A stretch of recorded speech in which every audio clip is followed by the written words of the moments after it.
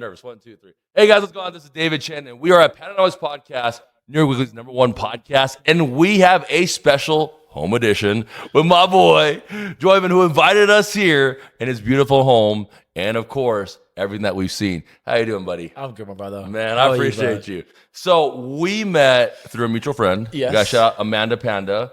I didn't think you were gonna show up. I'm gonna be honest with you here. I like look it up. He's like, I got an actor friend, and I'm like, an actor friend. I'm like, oh shit. And then he goes, Ken, my wife coming. I'm like, looking. I'm like, oh shit. I'm like, oh yeah. And I'm like, they're not coming. They ain't coming. They're not coming. Oh, bro, we pulled up. They pulled up, and I was like, oh, they showed up, Yeah, and bro. they were super nice. Like it was. You know, in Panda, we only deal with nice people and good human beings, and the universe brought us together, and we just hit it off immediately. Boom, boom, boom, boom, boom.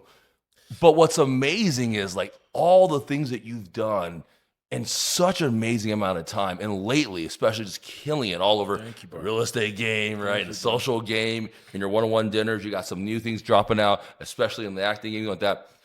But let's talk about you, man. Let's talk about how did you get started in all this? Like, tell us a little bit about your story and how you got here. You know what? First of all, before I get into that, I just want to say I knew we were gonna get along. The moment that I knew that your initials were DC, Let's go. I said, okay, he is part of DC family. Let's go.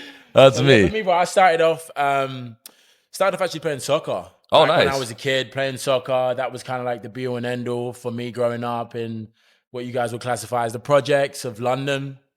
And you either become a rapper, you become a footballer, a soccer player, or you go to jail. Right. And that's kind of what it was. I love football. My dad played it. My brothers all played it. They went pro. My cousin, everything. So that was where I was at. Got to the point where I realized, hold on a minute, I don't love this as much as I love acting. And when I was 14, I just said to my mom, hey, look, I wanna act. And she said, okay, cool. Well, go to an acting school, and if you can kind of commit to it, then I'll support you. And then when I was 16, I went to my dad and said, I want to quit football altogether. And I was at an academy at the time.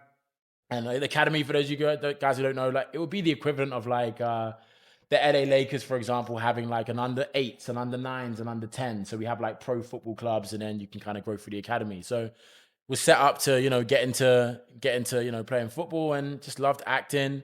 And then said to my dad, I want to quit football. And he was like, what? Dude, I want to act. So straight after that, I ended up basically going out to a place called the Brit School, which is a performing arts school, more known for music, Adele, Amy Winehouse. Wow. But for acting, we have Tom Holland, who's part of our alumni. Tom Holland. Yeah. And so we went there, studied there for 2 years. And in my third year, was going out for different roles, auditions, Thug number 1, Hoodie number 2, Hoodie number 3. And I just got to the place where I said, you know what, if I want to do this, then I'm just gonna do it myself. That's so right. Started an online show on YouTube called Man Them on the Wall. It went online on YouTube. It blew up overnight, did 100,000 views. And then after around 3 or 4 episodes, we were picked up by Channel 4 in the UK, and it was made into a TV show. And that was like the launch of my career. And yeah, everything kind of went from there. Then started working with the likes of the BBC and Sky, and helping them to kind of find, feeder-led clubs and teams. And then off the back of that, it got to the point where I then launched the network and wanted to help other creators and can consistently build my acting career. And Yeah, this is before 30. So as an Asian, I will tell you A++, top you, rated brother. A++. Thank you, brother. My Asian mother, we proudly cheers to you, my Cheers friend. to us. Cheers. Cheers to us. I love it. Amazing. Now, let's talk about this academy, because people understand, like, this fucking academy is some hard ass shit to get into. Like, you have to be really good, like mentally, physically. You're at a young age. And in Europe, it's different, right? Because people go pro. Like, you saw Luka going pro really, really young and dominating. And the way that European sports are very different from American, it's always like you have to sit this way, that way, that way, and then you get to go to college, you go from there, where you guys are doing it pro. When you had to sit there and find out, man, it's something that my dad loves, I love, I grew up, but my passion's really here at such a young age. How did you find the confidence in yourself to tell that to them? Because most people like 50, they won't even do that, man. You're talking about like when you were young, man. Like, how did you find that courage? No, to be honest with you, the courage actually came from my mom, because my mom has always Shout out to mom. Shout out to mom. Yeah. Mama, I love you. Yeah, my mom has always been very much like, whatever you want to do, whatever you put your mind to, you can do. And she's a life coach, so her job is to help people, companies train their staff. And their employees to basically build their mindset. And she installed that in me from a very young age. So I went to my mum first and said, look, I don't want to play football anymore. You know what I mean? I tell dad, and he's like, look, well, just follow your heart. Whatever you want to do, go and do it. So and that was kind of like the courage that I had. Then I had a conversation with my dad, and he said, well, if you can make more money acting than you can make in football, then you can become an actor. And I said, well, I will. I love it. And here we are, man. I love it. So, I love it. So, you go from Hoodie 1 to Hoodie 2 and to where you are now. A lot of people, man, they get so discouraged, right? Because it's like, I deserve it, or I think I should do it and go from there. But you did a different path. You're like, man, F this. I'm going to do it YouTube. I'm going to figure it out. When you were putting that process together to get 100,000, you didn't anticipate it. But what did you do that you were like, man, this is a good product to push out that then gave that authenticity to blow up?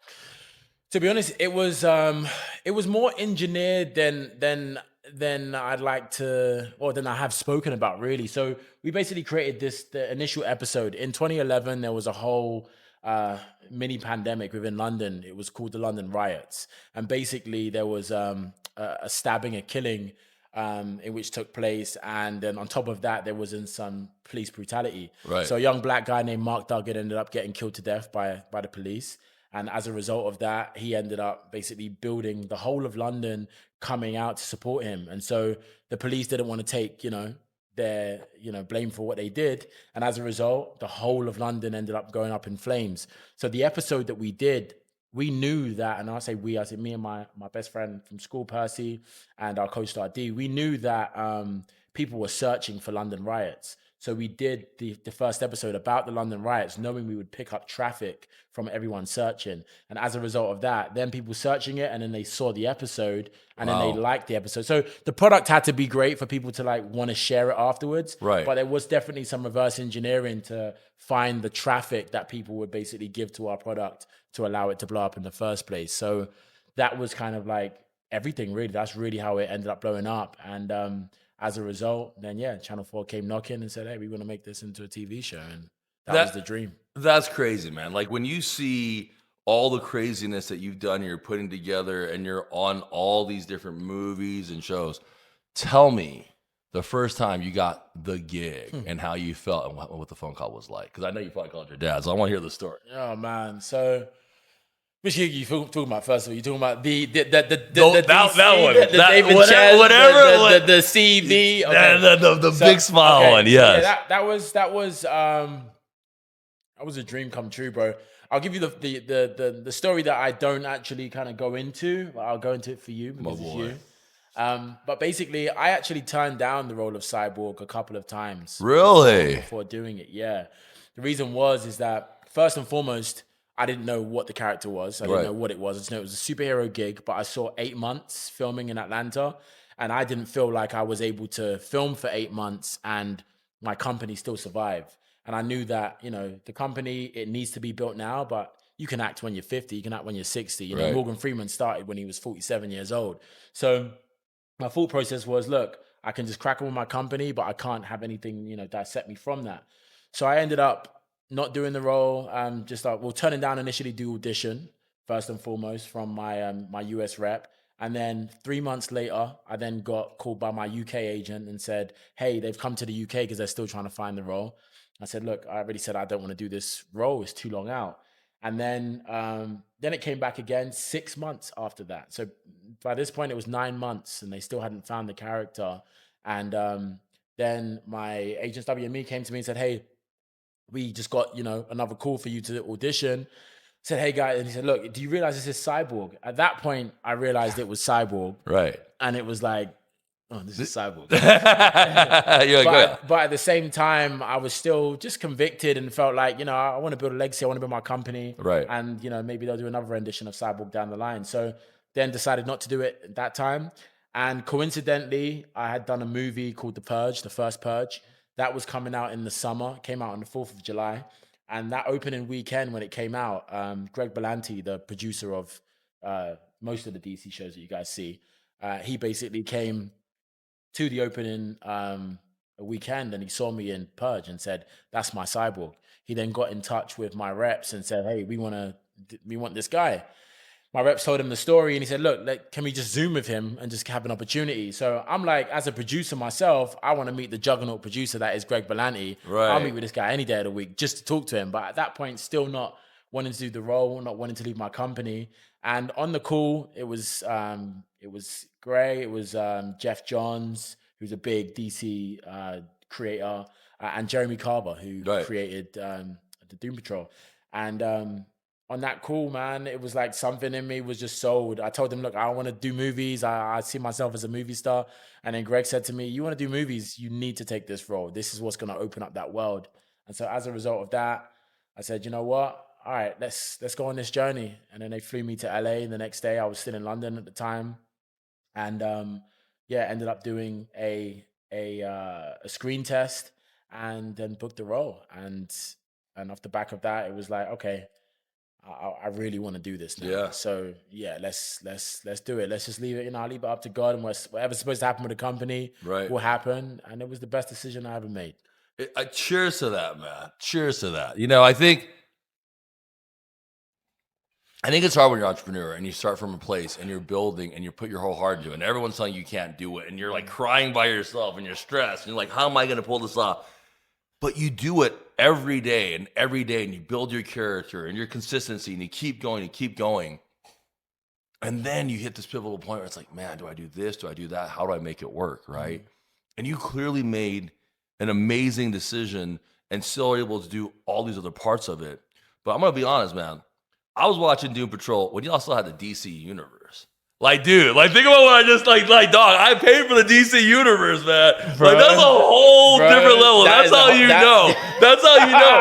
And you came out of nowhere. I was like, episode 7. Yeah. Just like that, right? Yeah, that's huge. Just like that. But I remember buying it, and then I was like, man, I didn't even tell Katie. I was like, I spent like $19 more on DC. She was like, what is this shit? I'm like, buying a cartoon, this and that. I'm like buying movies, and then like, all of that us. was for the real DC. No, that was me though. All you had is like 2 shows and the comic books. That was it.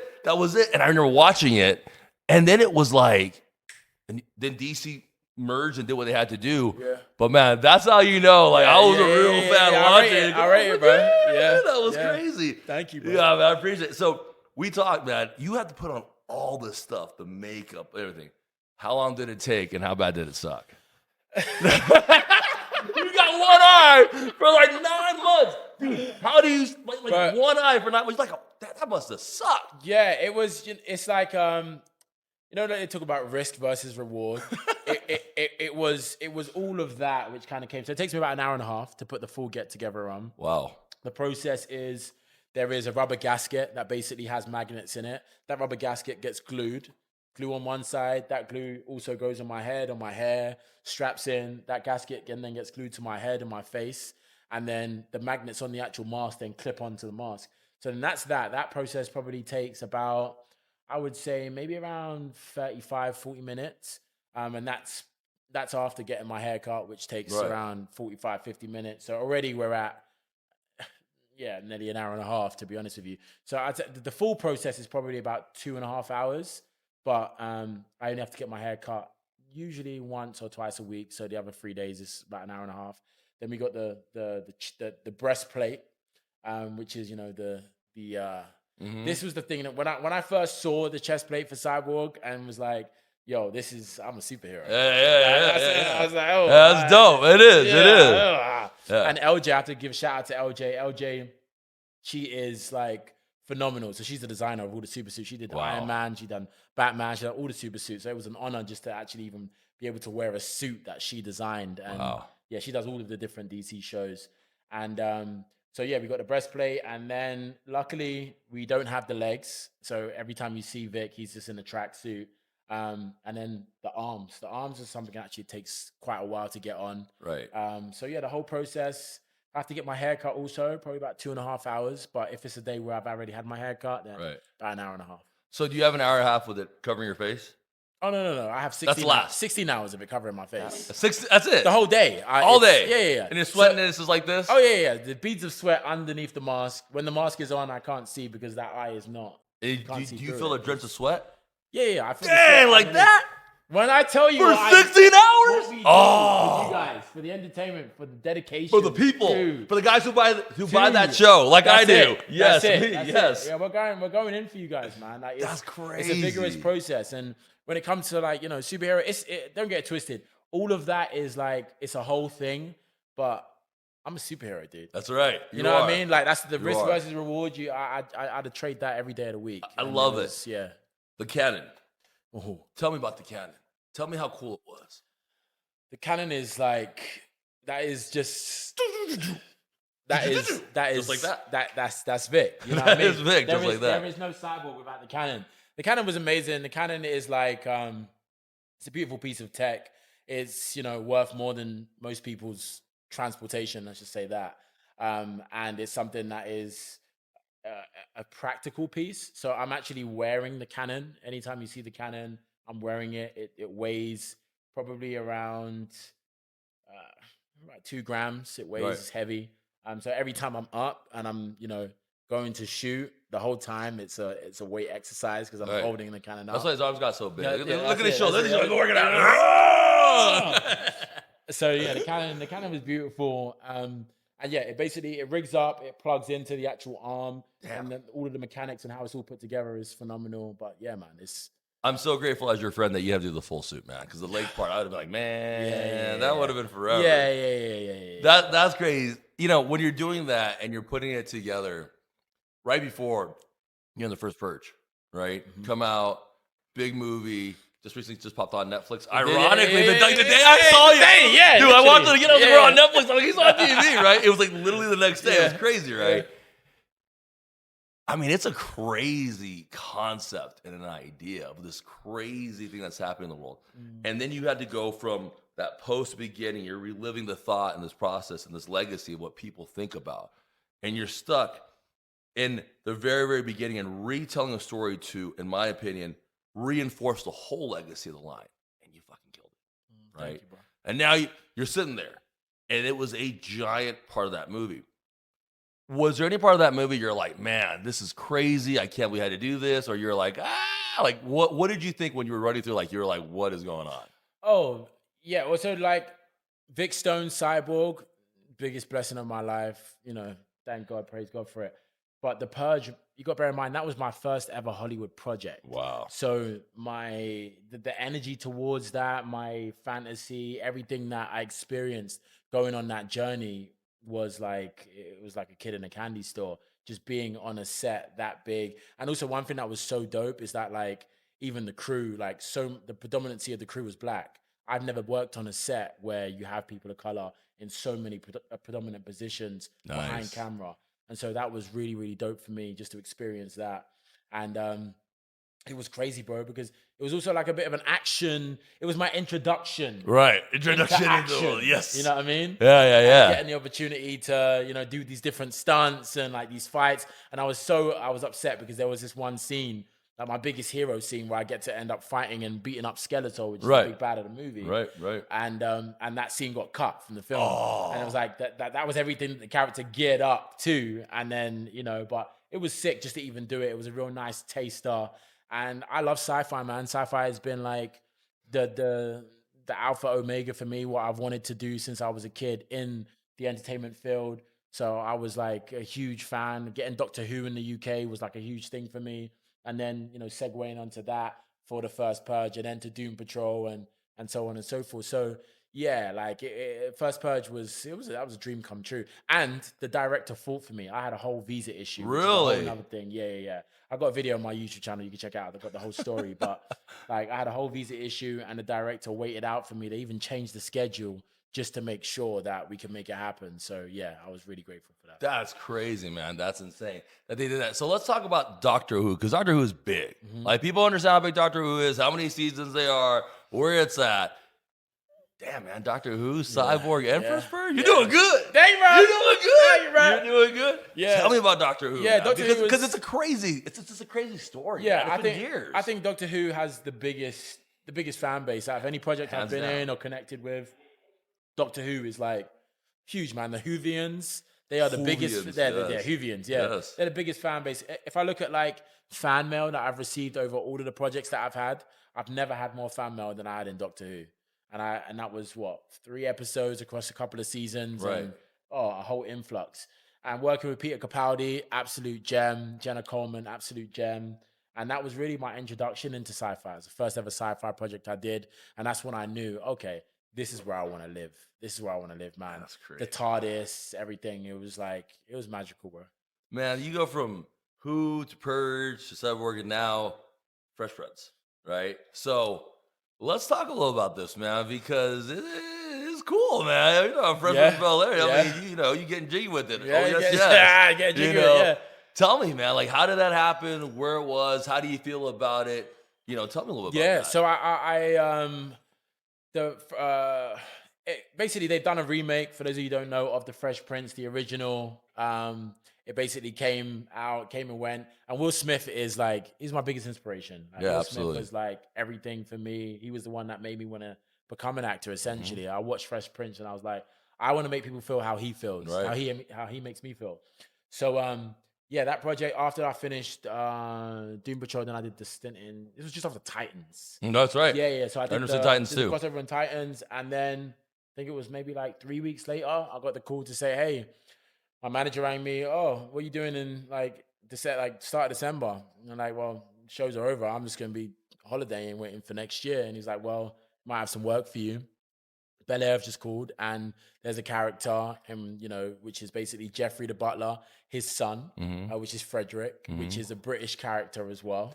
Right. And they want to offer you the role. And so, yeah, that was awesome because it was great. It's always great when you just get offered a role. You Right. don't have to audition and go through the vigorous process. They just seen your work and acknowledge, what you can bring to the table. So that was really nice. So thank you, guys. Thank you, casting at Bel Air and Universal. But yeah, it was just a beautiful opportunity. One, because felt like a full circle moment, being so, indwelled to Will Smith and just loving everything that he's done and how he's built his career, and a lot of things for me I really connected with Will. And then to come full circle and be in the remake of Fresh Prince was like, okay, I'm where I need to be. Yeah, I'm that's looking forward crazy, to man. seeing what's next, and also being able to play a British character. Right. I haven't, since I came to the US in 2016. I hadn't played a British character until now, 2023, 2024, so It's almost 10 years, 8 yeah, years, right? exactly. So That's yeah, crazy. that was also a great opportunity, and to put on the British culture for you Americans. So Yes, you don't have to say things like bro and cool. That's all my British friends like, you don't say bro. Let's go do this later. You get so many people on the street going, oh yeah, you're right, bruv. Yeah, what's happening, bruv? Literally, Funk's right, like, you guys all say bro. Everything's bro. Yeah. Like, get some food, bro. You guys are funny, man. Yeah, man. Dude. But great people, great set, great cast, like a real family. And you get lucky because not every show that you work on will you get a group of actors who just like are like a family. Doom Patrol, everyone is like family to me at this point. And then coming onto Bel Air, it felt like they had the same spirit, the same energy, which was great. And I just felt like I slotted right in. And Jimmy Akínbọ́lá, who plays Jeffrey, also another Brit, very, very good friend of mine, known Jimmy for years, and we've always wanted to work together. So for me to come on and be able to play his son, it was That's amazing, man. You're getting on. I'm playing your son, and I. That's cool. Yeah, that's wicked. That's cool. Oh shoot, that's really, really cool. I love hearing that, man. You do some really other cool things right now, right? You're doing a lot of networking and these really exclusive events. And tell me a little about that and what the inspiration of that is. Yeah, man. So start with Plus One. Plus One is a network for the top 5% of entertainers, entrepreneurs, and investors. Basically bringing together that creme de la creme, the mecca, to have them have opportunities where they can meet people in a room that they don't usually get to meet. Also, we created this game called Plus One, and think of like a deck of cards, but instead of the suits being spades and hearts, the suits are share cards, they are network cards, they're business cards, they're purpose cards. And on those cards, you have different questions which allow you to connect with each other. Right. And so we basically have a setup where we do a 3-course meal. We have usually around 30 people at the smallest, and we have usually around 5-6 tables, and you sit at a table, you play this game with a bunch of strangers you've never met before, and it allows you to really connect on a deep level, people telling each other about things they'd never tell anyone else. And then you hop on to the next table. You then speed dating, but it's really networking. It's really getting to know people at the core, and then that encourages, one, at the minimum, friendships. It encourages at the next stage some kind of business relationship, and then hopefully some kind of opportunity for people to really move forward and and create deals together. So that is in essence plus one. And we've done events over the last year, and they've been great all over LA, San Francisco, and now we're expanding out.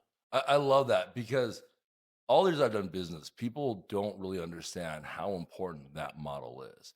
Like, you can go to space, there's like 100,000 people, 10,000 people, but you're not meeting decision makers. You're walking around, 80 guys are doing the same thing, 70 guys doing the same thing. You're in a space where the industry already knows you, doesn't know you. When you go to these like individual things, you get to meet people one-on-one. You get to know the character of the person, which to me is the epitome of business, right? Who is the character of this person? Can I trust them? Are they this way? Are they that way? Those things matter. When you see that, and you see it on an international platform, you understand networking is pivotal on that side. But you're taking it to another level, the top 5%. You want to have the creme de la creme. When you put that together, and the end product is people putting it and mixing it and being part of each other, how does that make you feel when you see those end results and things actually happening? Tell me about the fulfillment that you feel. That's everything, bro. That's when you feel your life purpose being fulfilled. You know, I believe helping people is why we're here. I believe that if we weren't here to help people, then we wouldn't be here. There'd be no point. I also believe that in order to help yourself in the best way, it's about how many other people you can help. Right. And I don't think anyone could be here and do what they do if there weren't other people in this realm. So as a result of that, clearly that indicates that we have to connect, right? Yep.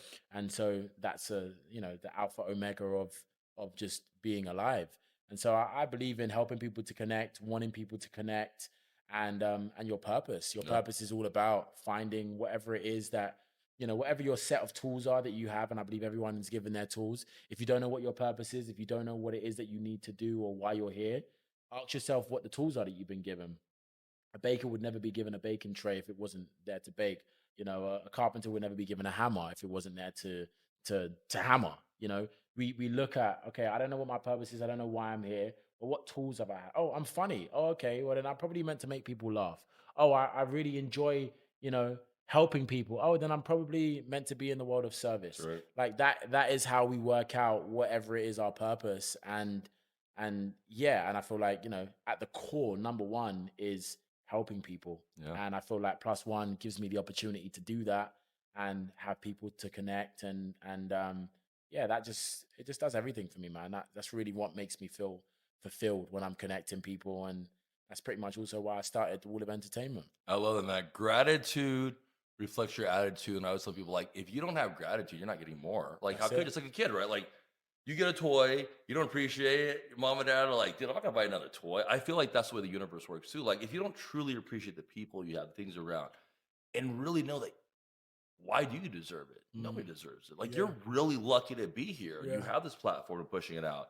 And I love meeting people like you that actually care enough to do that. It's not just a way of more followers or more money or how I can help myself and live on some crazy thing alone. Like, that's not success. To me, success is helping people, putting that together, right? And really changing this universe to a magnanimous amount. Exactly. And you've done that. And then I think about like how we met, like our purposes that we've talked about, the things that we do, like they're the same path, right? And as the universe puts these paths together, it's like then you just kind of know when you meet people, like you feel in your heart, you instinctively feel it, everyone's getting together, the people like each other.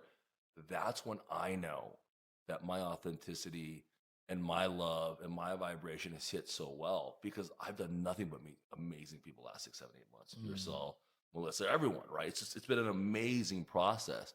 And to maintain that, I think, is where you get to the higher elevation, that next level to really help the world, the things that you're doing, man. 100%. I agree, bro. I think it's all about your vibration is essentially your control panel. That's right. Right. And whatever it is in which you program within your control panel, that determines at what level and what you're able to operate in and how you're able to operate. And there's no coincidence. Us linking up, and also the energy in which then comes is because it's seamless. It's that we're permitting something or emitting something in which we're getting a general response for. And I encourage everyone, like, in order to find the people, find your Avengers, or get hit for that, find your Justice League. We'll edit that one out. Put the Justice League. Edit that one out. We'll get in trouble. To find your Justice League. I love Justice League. There we go. That's my favorite. There we go. In order to find your Justice League, it's about putting yourself out there, the energy that you put out, how you emit, and that's what then attracts. And as we were talking offline about just like being in LA and the type of people that you connect with, and I've always, found myself connecting with great people, and I think that's based on the energy that I permit. That's based on your vortex of what you're willing to allow into your circle, into your space, and what you're not, and it's a real thing. So we haven't had this discussion, but we're gonna talk about it for a couple more minutes and we're doing thing. But listen, you talk about the energy in the vortex and going from there. That's a real thing, man. Like I walk into rooms, there's energy suckers. You're like, and then you walk in like, oh, that guy gives me the bad. You know what I'm saying? Like you're like, oh man, that gives me bad juju, right? Like, ah. Then you walk in a room, you're like, man, I've known this person forever, and I just met them. Yeah. Right. I used to think that was the most craziest stuff, and as the world has churned and people start moving, and you really see individuals like there is one commonality, and those are people who are literally, in my opinion, realizing that the world is about helping people and that type of energy, and then all the business moves in that circle. And to your point, the less you have to deal with the negative people, the less it affects you, right? Because the energy keeps growing, right? You literally see the science, right? It doesn't disappear. It goes one or the other, and it kind of moves forward, right? And I love you doing that. Yeah, and I think that one thing that people don't realize is that should be normal. It should be normal. That is normal. Yeah. It's actually abnormal to be in a space where you're attracting, or you're in a space where your energy is repelling people, or always. We should be in a space where things are so seamless. You bump into someone, we see it as it's a coincidence that we came into contact, and you're a great human, I'm a great human, and we connect. That's a coincidence. No, it's not. That is the coincidence is two opportunities coinciding is what makes a coincidence. And for those two things to happen, they were always ordained. It was always meant to happen, 100%. Right? And so there's no such thing, And so I'm just like, every time I'm in that space, I also notice when I'm not in that space. So let's say something, having a bad day, something's going wrong, then more goes wrong. More ends up happening because you're not keeping that level, that chi, that energy at a certain pace, So yeah, man, I really encourage people just to really fine tune themselves and be in a space where they can operate at the level that they want to emit. 100%. And once you feel good, then other people are going to feel how you feel, and they're going to want to be a part of that. You get me? So yeah, because they feel energy. Because everyone is always so negative. 100%. Like the one thing I tell my people, I'm like, I'll present an opportunity, and it's always, well, you can't do it. I'm like, why is the first thing that comes out of your mouth, why we can't do it, or it can't happen, or I don't know how? Like, why isn't it like, let's figure this out? Like, you were given this opportunity. It's an unbelievable opportunity. Why would you say you can't do it? You have to try to get it done, right? More people like that who don't make excuses, who want us to see and help people, is what this world needs, And as you're continuing pushing that, and you're pushing the energy, and everything's working the way it is, I mean, look at your life. From what you said to where you are and the project you're putting in, and continuing to allow that to happen, it's almost like an unbelievable emittance of just positive energy of abundance. Like I always tell people, growth mindset. How do I keep growing this mind? And how's everything I do within growth, or else it's not worth it? Yeah. And also one thing I would say on that is, how do you shut out the disbelief? Yes. Because you talk about one of the things in which enables you to do that is your belief. And I would say, I know for a fact the reason I'm in the space that I'm in is based on my belief level. I believed everything that I have now, I have access to, or is in my life, are all things that I believed would happen for me. I had a sense of knowing. And I think that it's important for us to look at what it is, or how we manifest things, and the difference between manifestation. The difference between belief and knowing is manifestation. When we know something versus just believing it. I don't believe that if I empty your cup upside down that the water's going to come out. I know. Right. So there's a surety that comes with that. And I challenge us all to get into a place where our believing goes from a place from believing to knowing, because once you know something, it has to happen. And that's where I believe that the manifestation takes place, because you know that it has to happen. It means nothing else can happen. It's impossible. So then as a result, it's impossible. That's right. So it's only possible for X, Y, and Z to happen. And we haven't had this conversation. No, we haven't. This is a very deep conversation. You can't have most people. That's why I know we're 100%. 100%. It's impossible. 100%, That you have to go into it knowing that you can do it. Yeah. Because why the hell can't you do it? Yeah. Like, why can he do and I can't do? Who the hell is he? That's it. Who is he over me? And if you don't know that you can do it, then you can't manipulate everyone else's realm and vortex into believing that you can do it for that to manifest in their life which then pours into yours, you know? And that's one 100%. thing that, you know, people talk about, oh yeah, like I'm not gonna say this, I'm not gonna say that. No, if you don't believe in yourself, then how is that person gonna believe you? Yeah. And then for them to believe in you, they need to believe in you. And then Yes. once they do, then they're able to offer, oh, I believe that David is going to do X, Y, and Z. So I'm going to put him in touch with X, Y, and Z Right. because I believe that's going to happen. Right. If I don't believe that's going to happen, I'm not putting you in touch because I No. don't believe it. I'm Right. setting you up to fail. I'm setting me up to That's fail. right. It's But you transfer have confidence. There we That's go. right. So long as you make me believe that, we're all going to win. We're all going to be able to help each other. It's interesting, man, you know, because people from all around the world in different mindsets, like me, different ages, different backgrounds, man, there's a commonality. Yeah. And I've seen this lately, maybe in the last 3-4 years, but especially lately, it's just like, it just keeps drawing. And that's where I know that direction is what a direction. I've always been so puzzled because I know a lot of self-sabotage, childhood, not being loved, all other stuff, right? Then it comes to a moment where you just have to fulfill yourself and realize, is even that real? Did that really happen? Am I holding on? It's not real if I don't let it control me. Yeah. Not that I'm discounting, I just want to let it control me, right? Yeah. I think a lot of people have a hard time getting over that because how could you not believe you're the absolute greatest person and the most blessed person in the world with all these blessed people? How could you not believe that? And in a world where you can talk to anybody online and meet people and continue to grow, if you don't maintain that gratitude, what ends up happening is it affects your attitude and you lose everything, right? And you've seen that reverse too. The other thing is patience. People are like, when it isn't going good, then they start beating themselves up. After my all the time, I'm like, dude, you've already been there. You've already done it. You don't need to go back. It's just a little bit of back step, but it could be a rubber band and you're shooting and accelerating. A lot of people forget that too. Yeah. You know, but I think, like you said, how do you maintain the constant? And I think it's one thing: faith. 100%. Straight faith. 100%. Faith and hope is what you're saying. Faith, I know I'm gonna make it. Yeah. Hope, but I know I'm gonna make it. Yeah. I know you're gonna make it. I know Yeah. my crew is gonna make it. I know my family's gonna make it because we're gonna make it happen. Yeah. And that to me is the most powerful thing in the world. 100%. It's self-belief, man, and that's the core of all of us. Like we all have to be in that space, otherwise it's just And not I gonna believe happen. in you. Thank you, brother. And I believe in us, in man. you too. I appreciate you, man. You're bro. Love you, awesome, bro. dude. You too, my bro. Man, Jay, great time. Everyone's hungry for dinner, so I'm going to wrap it up real quick. Tell us your social media, where they can follow you, and of course your website. Yes, so you can find me on all social medias at Joivan Wade. I spell my name very unique. It's JoivanWade. How you pronounce my name, for those of you who don't know, is Joivan.